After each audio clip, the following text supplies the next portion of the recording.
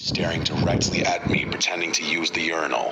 He nodded at me, and I nodded back, not because I felt comfortable, but because I didn't want him to think I was aware that he was up to something. A few seconds later, he entered an empty stall.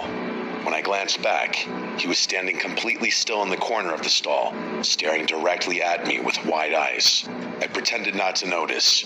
About 20 seconds later, he returned to the urinal and again pretended to unzip his pants, briefly looking at me before turning away. Once I finished lining up my mustache, I left immediately.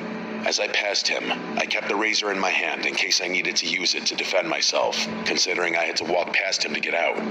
While I'm not short or weak, he was much taller and appeared to be at least 20 years older than me. Considering I'm 5'9" and he looks like he was in his late 30s or 40s, I knew he could easily overpower me. I exited the restroom and noticed security cameras near the entrance, which gave me some relief. The man did not follow me, thank God. I was flooded with relief. I turned to the truck where my dad was still asleep, along with all the other drivers in the lot. I told a friend what happened, and about 20 minutes later, he replied.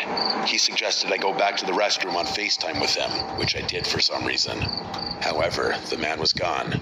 I explained everything in detail and showed my friend where the guy had stood and been before. Then I left the restroom about 5 minutes later and ended the call since he had to go.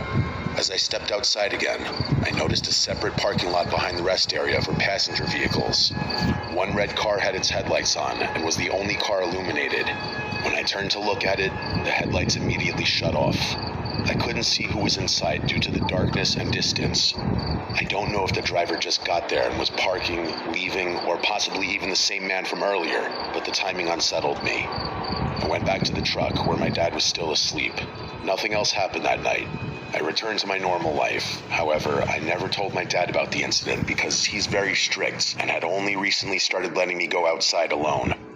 I was 17 at the time, and I knew telling him would likely result in him not letting me go outside alone again until I turned 18, which then I would be independent and can go wherever.